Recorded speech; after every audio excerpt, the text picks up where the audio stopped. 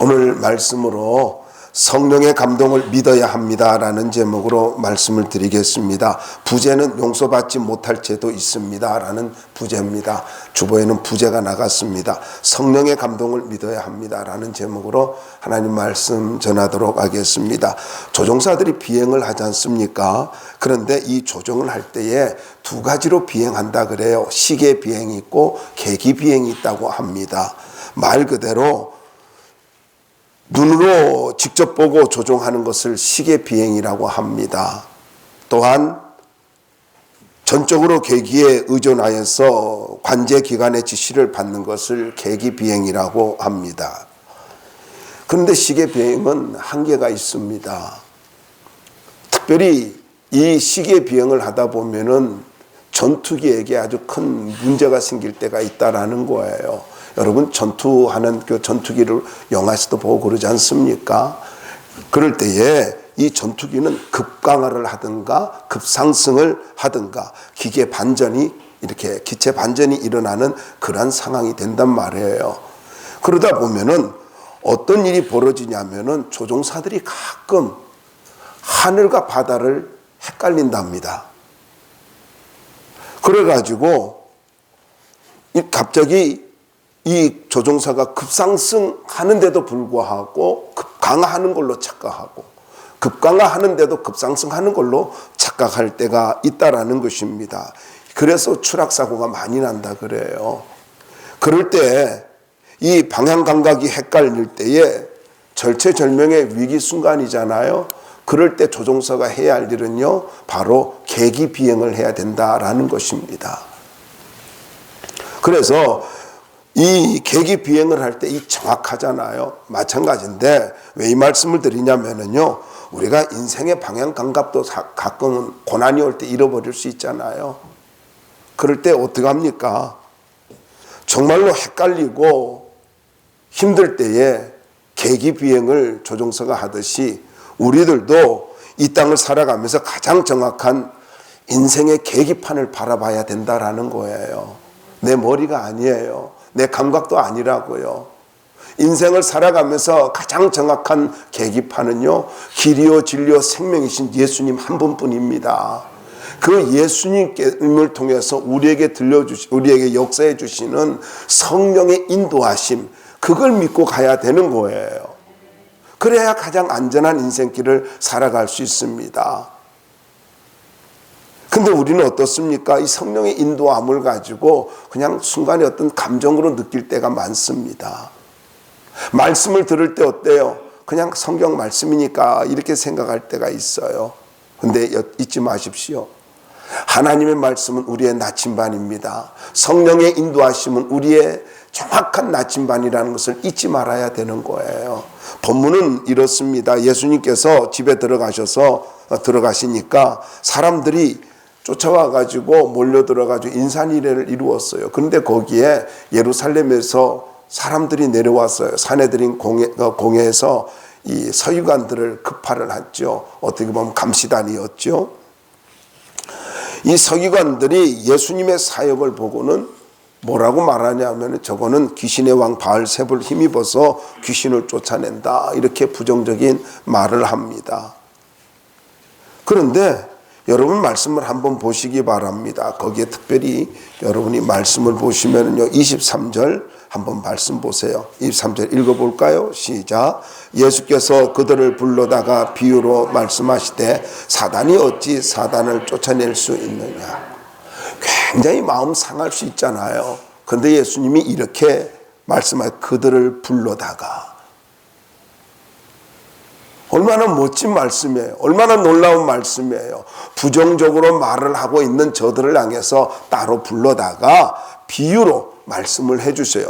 또 한 군데 여러분 보시면요, 34절에 보면은 함께 읽어봐요. 시작. 둘러 앉은 자들을 보시며 이르시되 내 어머니와 내 동생들을 보라. 자, 바깥에 사람들이 이야기합니다. 아니, 그 모친과 형제들과 누이들이 와서 예수님 당신을 찾습니다. 그러니까 둘러앉은 들을 보시면서 누가 내 어머니며 동생들이냐 하시면서요, 이렇게 한 사람 한 사람 둘러보시면서 정말로 내 어머니와 동생들은 하나님의 뜻을 행하는 자들이다 라고 설명을 해 주십니다. 여러분, 특별히 여러분이 오늘 읽은 이 23절 말씀하고 34절 말씀은요, 예수님의 너무나 넉넉한 마음과 뜨거운 사랑을 느낄 수 있는 말씀입니다. 대항하지 않았어요. 책망하지 않았어요. 따뜻하게 저들을 품으면서 설명해 주는 이 예수님의 모습을 통해서 오늘도 여러분이 이 말씀으로 인하여 하나님의 따뜻한 위로가 있는 복된 시간이 될 수 있기를 주의 이름으로 축원합니다. 자, 먼저 여러분, 우리가 이 예수님의 생활을 좀 보자고요. 예수님의 생활을 보면은 20절 한번 읽어볼까요? 20절입니다. 시작. 집에 들어가시니 무리가 다시 모임으로 할렐루야. 여러분, 예수님께서 어떻게 사셨는가를 잘 보여주고 있어요. 간단하게 말하면 열심히 사셨다는 거예요. 열심히 사셨습니다.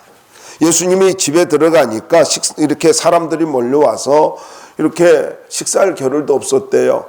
그런데 예수님이 들어가신 집이 어떤 집이냐라는 그런 의문을 갖게 되죠. 학자들은 참 많은 의문을 가져요. 그래서 고맙죠.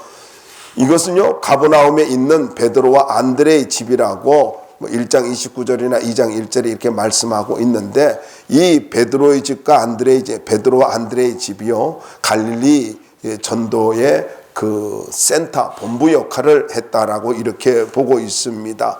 예수님께서 그 집에서 많은 기적을 가지고 베풀었던 거예요. 사람들이 와서 병도 고치고 기적도 경험하고 귀신도 쫓겨나고 이렇게 사람들이 몰려와가지고 수많은 경험들을 하고 있습니다. 그러다 보니까 사람들을 일일이 고치고 이렇게 치료해 주시는 가운데에 사람들이 기적을 경험하니까 더 몰려왔겠지요.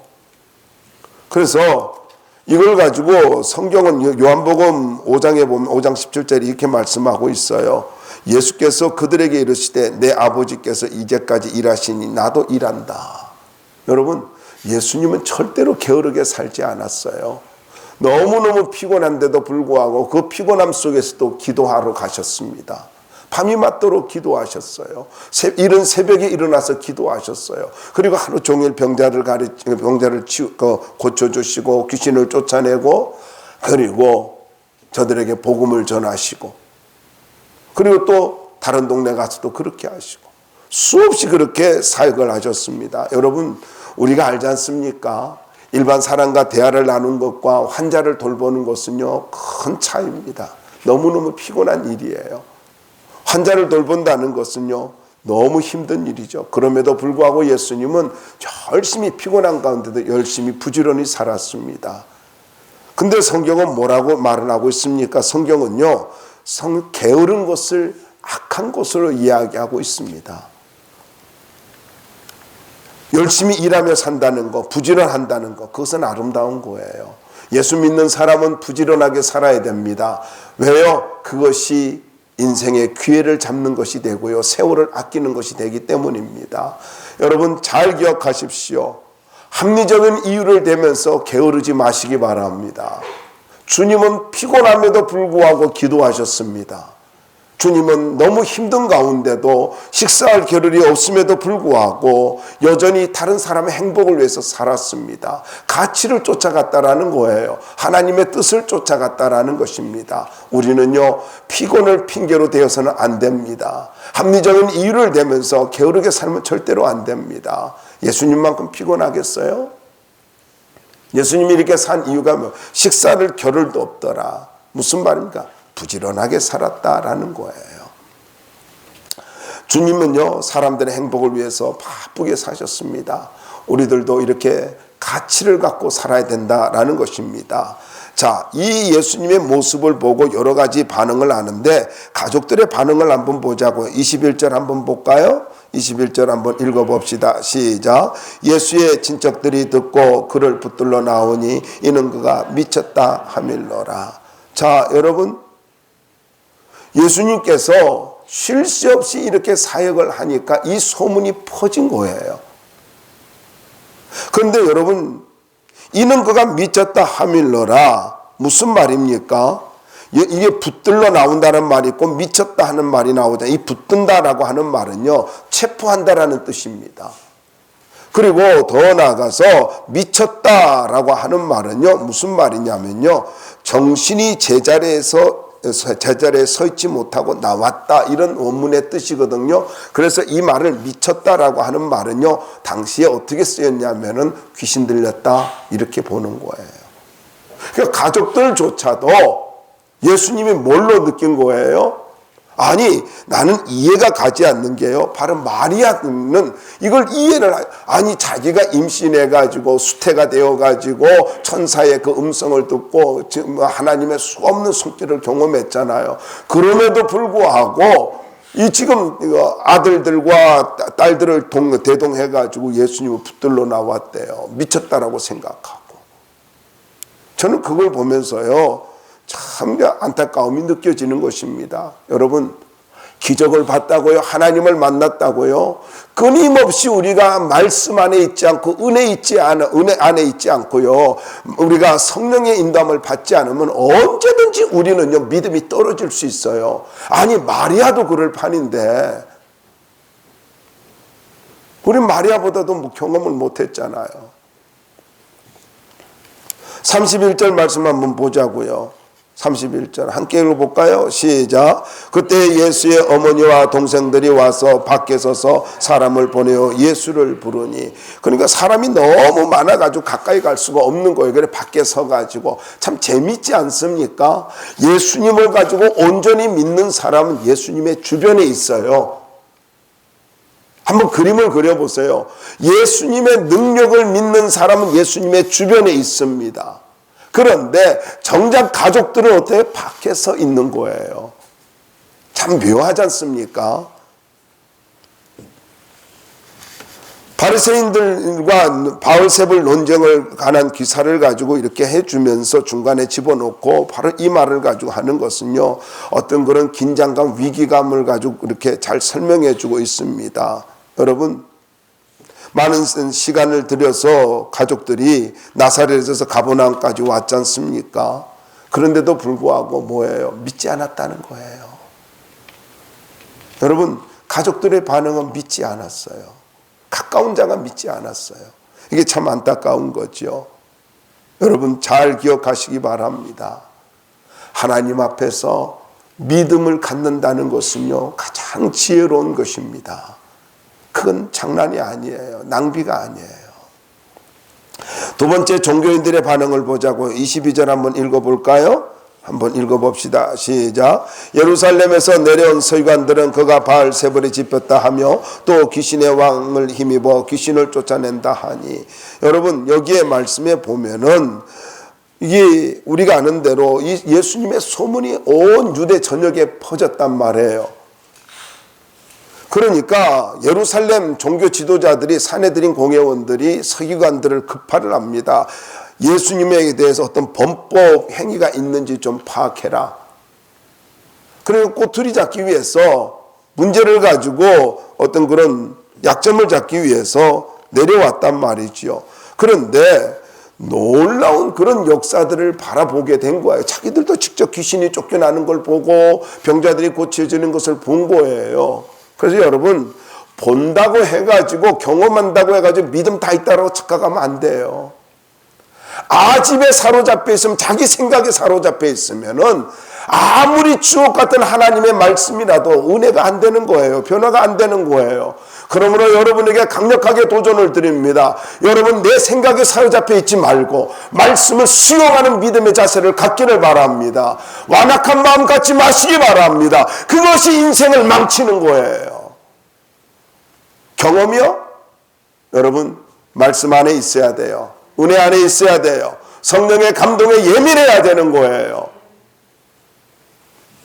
아니, 놀라운 복을, 그것을 보면서도 이렇게 말을 하고 있습니다. 귀신의 왕 바알세불, 이 가나안 신이지 않습니까? 바알은요, 바알세불. 근데 이 말은요, 특별히 바알세불 하면 말은 뜻은요, 집 주인이라는 뜻도 있고요, 이게 아주 격화시키는 표현으로 파리의 주인이다. 왜 이렇게 했는지 몰라. 그래도 나는 괜찮다 생각해요. 우상이니까. 그런데 이 바알세불을 힘입어서 귀신을 쫓아낸다 했는데, 이 바알세불이 이게 다른 데서는요 사탄을 의미하거든요. 그러면은 이런 말이에요. 왜 이런 말을 했냐면 당시에는요 유사치료적 마술이라는 것이 있었습니다. 유사치료적 마술이라는데 이 말이 무슨 말이냐면요, 어떤 마술사가 귀신을 축출할 때에 자기가 부리고 있는 귀신들이 있는 거예요. 왜 여러분 알지 않습니까? 특별히 저쪽에 재래시장 가시면은 거기에 나는 가다가요 어느 날 보니까 많아도 너무 많아. 빌라 하나하나들마다 다 깃대가 꽂혀 있어.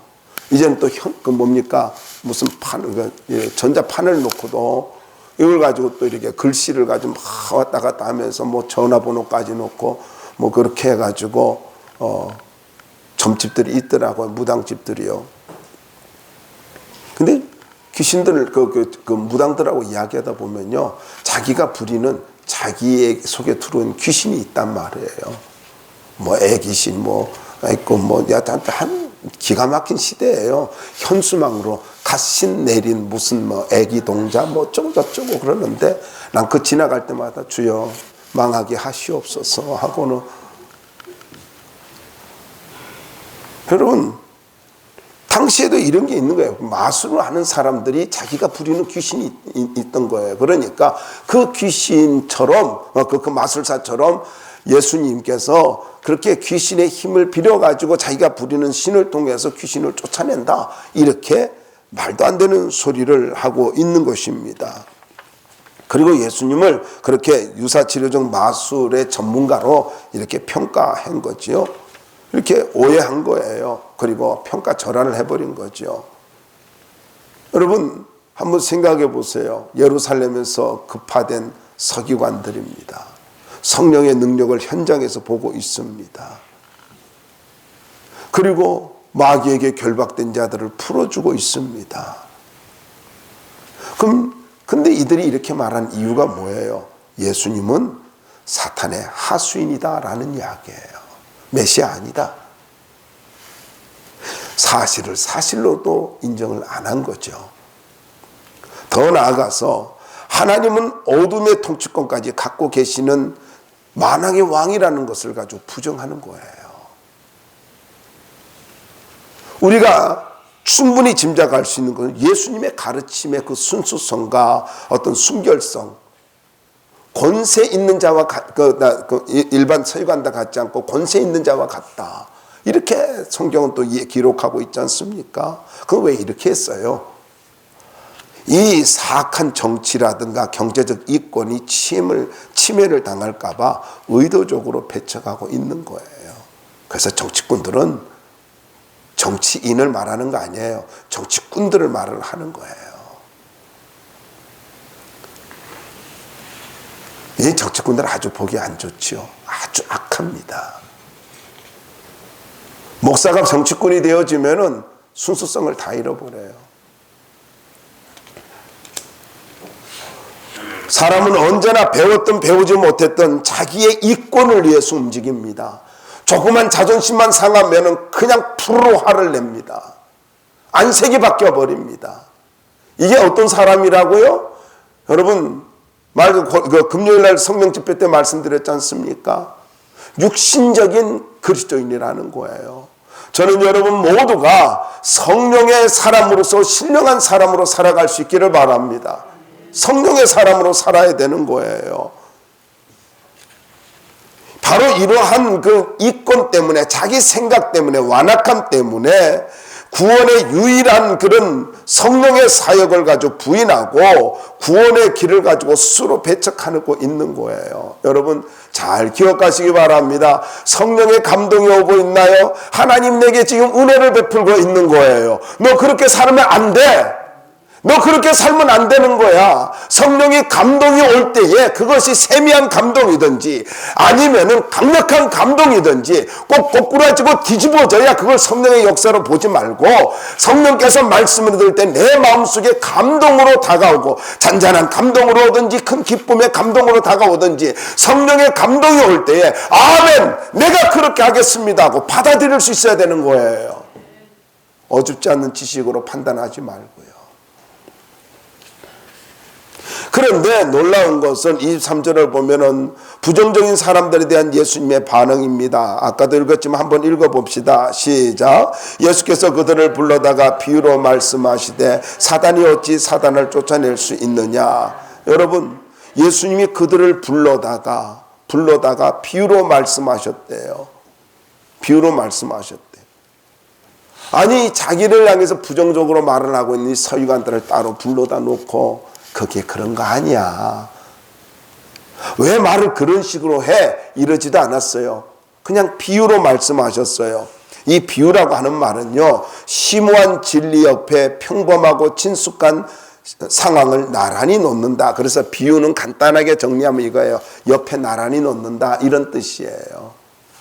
심오한 진리를 이해시키기 위해서 가장 평범한 것을 가지고 옆에다 놓으면서 설명해 주는 거예요.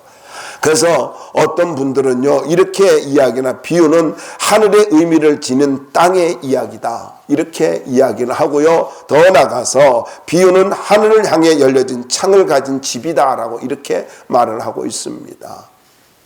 그래서 이걸 이해시켜주기 위해서 잘 설명을 해주고 있습니다. 예수님의 그 많은 말씀 중에 비유가 많지 않습니까? 어둠의 세력 가운데 가장 탁월한 존재가 사탄이잖아요. 사탄이 자기 목적을 위해서 활동하고 있는 이 마귀들을 가지고 쫓아낸다는 것은 가장 어리석은 거지요. 사탄이 사탄을 쫓아내는 것, 스스로 분쟁하고 스스로 망하는 길이다라는 것이죠. 예수님은 그런 분이 아니라는 겁니다. 예수님은 가시는 곳마다 귀신을 만날 때마다 귀신을 책망하셨고 쫓아내 주셨습니다. 왜요? 귀신 들려 있는 그 모습을 너무나 불쌍하게 여겼기 때문이에요. 지난번에도 말씀을 드렸지 않습니까? 가장 불쌍한 사람. 아니, 병든 것은요, 병든 것은 내가 어떻게 치료를 할 수 있잖아요. 근데 귀신 들린 것은요, 내가 어떻게 할 수 없는 거예요.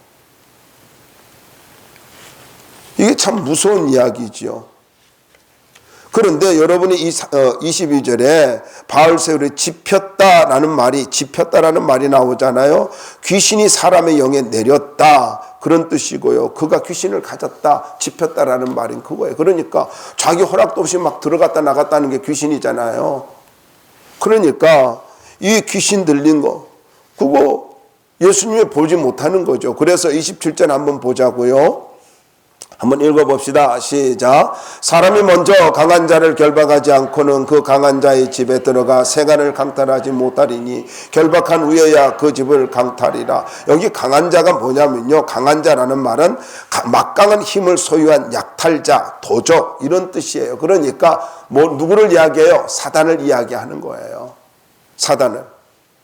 근데 우리 주님께서 이 강한 자를 가지고 결박한다는 거예요. 무슨 말입니까? 사단의 모든 권세를 결박할 수 있는 분은 오직 예수님밖에 없다라는 거예요.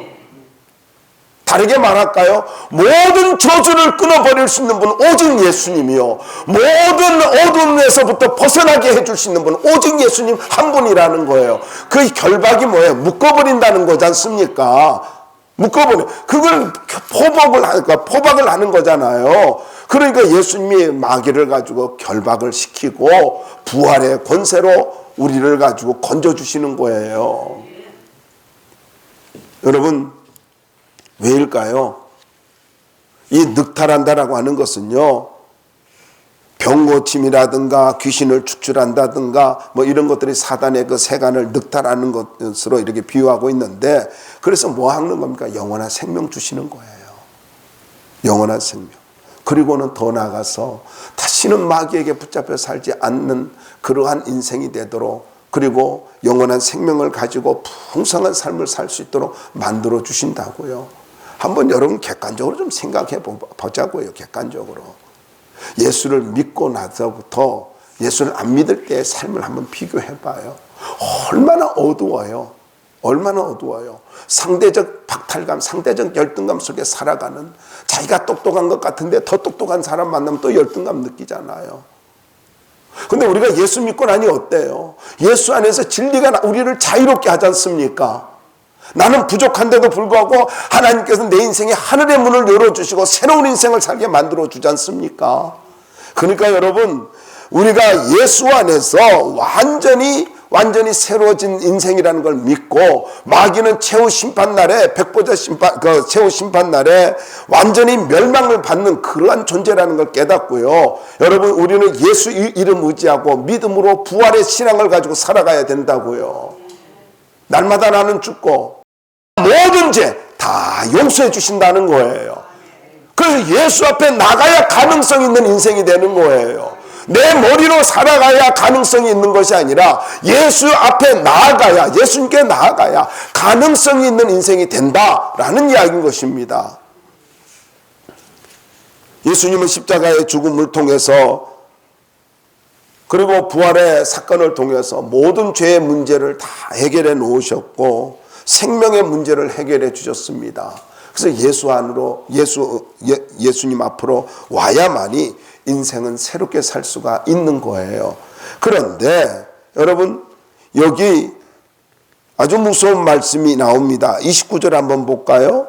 함께 읽어봅시다. 29절 시작. 누구든지 성령을 모독하는 자는 영원히 사하심을 얻지 못하고 영원한 죄가 되느니라 하시니. 여러분, 참 이게 난해한 구절같이 느껴지잖아요. 모든 죄를 다 용서받는다 그랬잖아요. 근데 여기는 이게 모독하는 자는 영원히 사하심을 얻지 못한대요. 이게 도대체 무슨 말이죠? 그러면 이 말은요, 성령을 모독하는 자 할 때에 모독한다라는 말이 무슨 말이냐면요, 말로 해를 끼친다, 나쁘게 평가한다, 그런 뜻이에요. 조금 전에도 말씀을 드렸지만은요, 성령께서 내게 복음을 들을 때 감동을 줘요. 하나님 말씀을 때 감동을 줘요. 내가 죄인임을 깨닫게 됩니다. 하나님의 사랑을 깨닫게 되어집니다. 그럴 때에 뭐 그런다고 해가지고 뭐 구원받겠어요? 그러는 거예요. 예수를 믿느니 내 주먹을 믿죠. 그런 말을 함부로 하잖아요. 누가 내 말이 아닙니다. 어떤 분이 그러더라고요. 그 말 해가지고 손 뭉개진 사람 많았대요. 나는 그런 말 못해. 그런데 여러분 잘 기억하세요. 성부 하나님은 구원을 계획하셨습니다. 성자 하나님은 구속의 사업을 실천하셨습니다. 그리고 성령 하나님은 이것을 성도들에게 적용을 시키고 있습니다. 성부, 성자, 성령 하나님의 사역이 각자 다른 거잖아요. 그래서 성령을 해방한다는 게 뭐냐? 하나님의 말씀을 가지고 복음을 가지고 들었을 때에 그 감동을 거부하는 거예요. 예수를 영접하라고 했을 때에 그냥 습관적으로 따라하는 사람, 어쩔 수 없이 하는 사람, 뭐 또 이렇게 말을 해요. 아니 목사님, 그런 요식행위를 한다고 해서 구원을 받을까요? 이렇게 하면서 믿지를 않는 거예요. 그런데 여러분 분명히 기억하시기 바랍니다. 이것이 뭐라고요? 하나님의 사랑을 거부하는, 하나님의 은혜를 거부하는 완악함입니다. 참 안타까운 것은요, 내가 이해돼야 믿으려고 해요. 무슨 말이에요? 교만한 거예요. 교만한 겁니다. 여러분, 하나님의 사랑인 십자가를 믿지 않고는 절대로 자신이 죄인임을 깨달을 수가 없어요. 또 요즘 교회는요, 죄를 가지고 이야기하고 죄인을 이야기하고 지옥을 가지고 이야기하면은요 별로 부응이 안 된대요. 근데 어쩝니까? 복음은 지옥이 있고 복음은 죄가 있다라고 지적하는데 나를 의인이라고 말하질 않아요. 나를 죄인이라고 말을 해요. 그래서 잘 기억하십시오. 하나님의 사랑과 은혜를 거부하는 것은요, 이것은 가장 완악한 짓이고요, 하나님이 가장 싫어하는 것입니다. 그래서 성경은 요한복음에 이렇게 말씀하고 있어요. 죄에 대하여라 함은 저희가 나를 믿지 아니하며, 십자가의 그 구속의 사건과 부활의 사건을 믿지 않는 것, 이것을 가지고 예수님을 믿지 않는 것, 그게 바로 가장 무서운 죄다. 그게 지옥 가는 죄입니다. 여러분, 주님을 믿지 못하는 것은요, 믿지 못하게 만드는 건 사단의 역사입니다. 사단이 보이지 않는다고 해서 내게 역사하지 않는 걸로 아세요? 예수를 믿어도요, 한번 보세요. 우리가 잘 알잖아요. 다윗이 사단에게 격동당하잖아요. 곧 수요일 날 다가오면 말씀을 드릴 건데요. 몇 주 후에. 여러분, 그렇게 믿음 좋은 다윗도 사단에게 격동됩니다. 내가 깨어있지 않으면 언제든지 격동당할 수 있어요. 모든 상황에서 그럴 수 있어요. 그래서 우리는요, 복음을 듣고 성령의 감동이 있을 때에 하나님이 나를 사랑하고 계시는구나. 하나님 정말 나를 사랑하고 계시구나. 그리고 나 같은 사람을 사랑해 주시는구나 하는 은혜를 생각해야 돼요. 그래야 예수님을 영접할 수 있고 믿음에 결단할 수 있고 올바르게 하나님의 은혜 가운데 살아갈 수가 있는 것입니다. 자, 이렇게 할 때에 여러분 31절로부터 35절 이렇게 말씀해 보면은요, 이제 예수님의 가족들이 마리아와 형제들과 이렇게 누이들이 찾아왔는데 입추의 여지 없이 예수님 주변에 가득 차 있지 않습니까? 근데 그때 바깥에서 이렇게 찾아왔어요. 32절 말씀 보면은 밖에서 찾나이다. 마태복음에는 32절은 그래 있고 마태복음 12장에는요, 말하려고 밖에 섰나이다. 누가복음 8장 20절에는 보려고 밖에 섰나이다. 이렇게 기록되어 있어요. 가족들이 사역의 현장에 나타난 이유가 뭐라고요? 동생들도 예수님을 불신하고 있었어요. 예, 마리아도 지금 붙들러 왔고, 그리고 형제들도 동생들도 붙들러 왔고 누이들도 지금 붙들러 온 거예요. 무슨 말이에요? 다 믿지 못하고 있다라는 거죠. 마리아 같은 경우는 믿었잖아요. 그런데 어떤 이유인지 여기에 같이 합세하고 있습니다. 여러분, 이럴 때에 누가 내 모친이며 내 형제며 내 누이냐 하고 말씀을 하고 있잖아요. 이 말은 인간관계를 부정하는 것이 아니라 영적 관계의 중요성을 말씀하고 있습니다. 반인륜적인 것이 아니라 초인륜적인 것을 말씀하고 있는 거예요. 우리는 종종 이렇게 말을 잘 이해하지 못하는 경향이 있습니다. 한번 34절을 읽어보자고요. 34절 한번 읽어볼까요? 시작. 둘러앉은 자들을 보시며 이르시되 내 어머니와 내 동생들을 보라. 여러분, 참 따뜻한 느낌이 있지 않습니까? 둘러앉은 자들을 보시며, 한 사람, 이 말은요, 한 사람 한 사람 자세히 봤다는 거예요. 온화한 미소를 가지고 예수님께서 자세히 바라보면서 누구든지, 이렇게 35절에 말씀하고 있어요. 누구든지. 얼마나 중요한 말씀인지 모릅니다. 35절에 보면 누구든지. 무슨 말입니까? 이 누구든지라는 말은요, 구원의 개방성입니다. 그리고 영적 가족의 보편성입니다. 네가 얼마나 많이 가졌는지, 많이 배웠는지, 얼마나 잘났는지 그렇게 말하지 않고요, 누구든지입니다. 누구든지 믿기만 하면, 누구든지 하나님의 뜻대로 믿기만 하면 하나님의 가족이 될 수 있다라는 거예요. 하나님의 자녀가 될 수 있다라는 거죠. 그런데 여기 하나님의 뜻대로 행하는 자, 이게 무슨 말이에요? 여러분, 요한복음 6장 40절을 한번 찾아봅시다. 요한복음 6장 40절.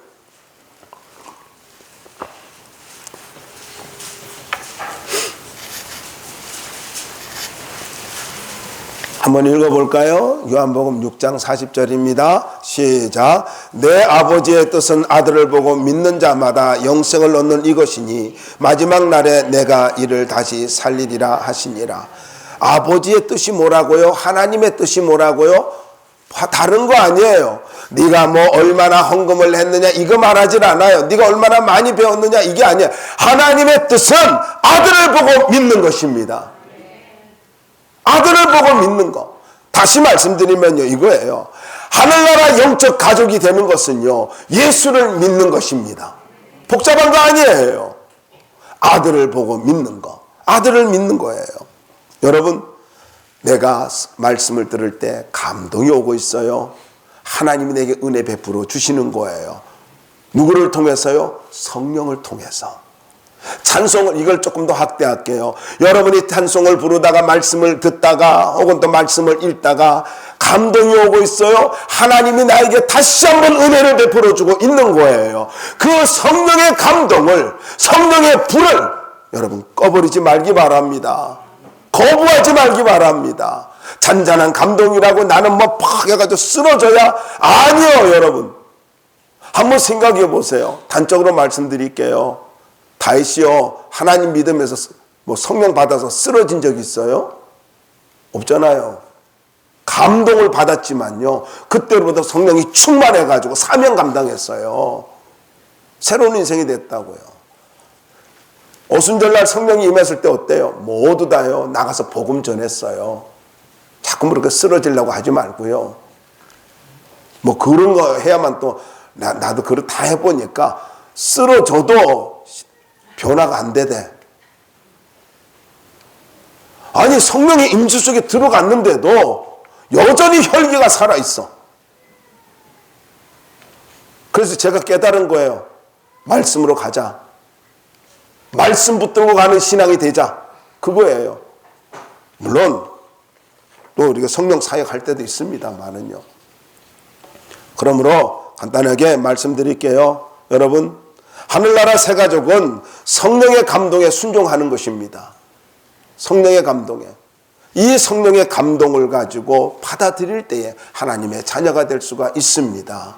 그런데 이걸 거부하면은 영원히 구원받지 못하고 그는 지옥에 가게 되고요, 마귀의 자녀가 되는 거예요. 결론이에요. 제목에서 말씀을 드린 대로요, 여러분 성령의 감동을 믿으시길 바랍니다.